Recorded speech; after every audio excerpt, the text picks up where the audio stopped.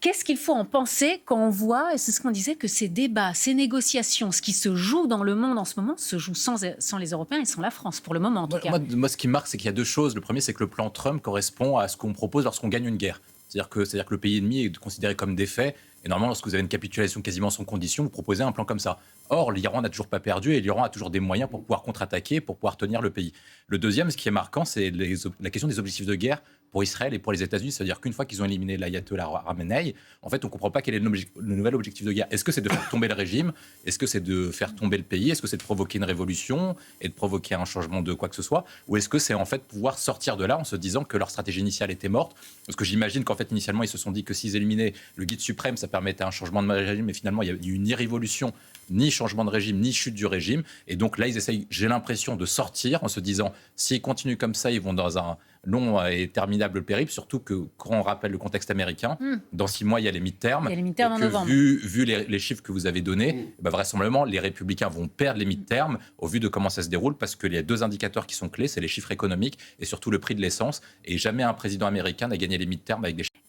Là, il faut redouter la pire crise industrielle de mémoire humaine. Ça dépend des zones de région auxquelles vous êtes. La difficulté en fait, qu'on a actuellement, c'est que en fait, c'est l'Iran qui alimente énergétiquement la Chine. Or, la Chine est considérée comme l'usine du monde d'un point de vue industriel. Et en fait, les processus industriels fonctionnent de la manière suivante, c'est que vous convertissez de l'énergie en produits. Or, si les coûts de l'énergie augmentent, inévitablement, le coût des produits augmente. Donc, nous, comme on fonctionne, on a eu les polémiques sur Shine, etc. C'est-à-dire qu'on importe des produits chinois qui vont devenir de plus en plus chers. Pourquoi? Parce que le coût de production augmente, le coût des transports augmente également. Donc, inévitablement, ça aura un impact sur la consommation occidentale.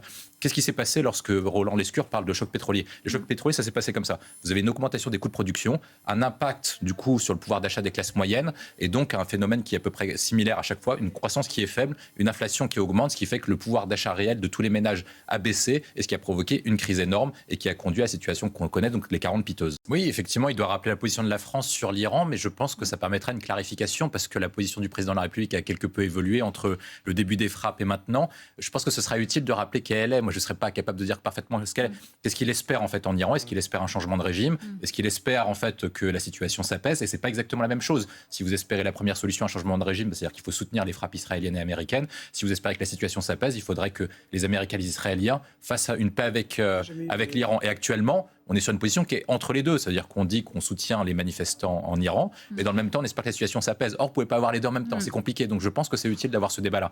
Le deuxième point qu'on a, c'est quelle vision, nous, on a de la situation au Moyen-Orient. Et la difficulté, c'est que depuis le 7 octobre depuis 2023, on n'a pas exprimé de manière claire quelle était notre vision, même si Emmanuel Macron a reconnu l'État de la Palestine, et ben, on n'a pas une vision de quelle est la configuration que nous, on souhaiterait.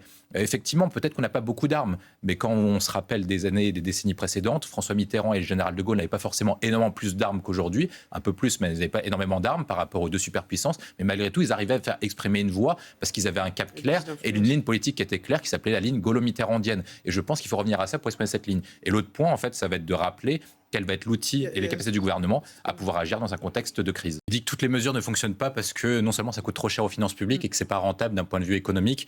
En fait, souvent, lorsque vous faites des mesures de politique publique, vous vous dites est-ce que la baisse de 600 ou 800 millions d'un milliard d'euros permet d'augmenter l'activité économique de 1 milliard d'euros? Lui considère que par rapport à ce qu'il a expérimenté, donc notamment il cite le rapport de la Cour des comptes en 2004 sur la TCPE flottante et sur différentes mesures, il voit que en fait ça ne provoque pas une augmentation de l'activité économique. Certes, ça soulage le pouvoir d'achat des ménages, mais finalement en fait ce qu'il explique c'est que comme c'est les ménages qui payent quand même des impôts, au final en fait on vous donne d'une main droite et on récupère de la main gauche.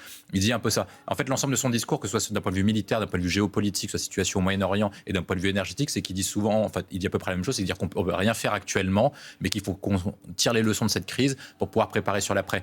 D'un point de vue géopolitique, il explique en fait le Moyen-Orient est une situation qui est compliquée et qu'il faut à terme sécuriser les voies maritimes et notamment l'approvisionnement énergétique pour pas être dépendant. Sur la situation militaire, il dit qu'en fait maintenant on est dans une nouvelle ère géopolitique qui fait que on n'est plus sur une ère multilatérale mais sur une ère des puissances et qu'il faut devenir plus puissant pour être craint. C'est un peu reprendre le discours d'Emmanuel Macron. Et d'un point de vue énergétique, en fait, il reprend ce qui a été dit depuis 30, 40, 50 ans, c'est-à-dire qu'on a une dépendance trop forte au pétrole et aux énergies fossiles et qu'il faut préparer une transition énergétique. Et donc, en fait, il dit à peu près, avec Emmanuel Macron et moi, même s'il nous reste qu'un an, on prépare quand même l'avenir et qu'actuellement, on ne peut rien faire pour vous.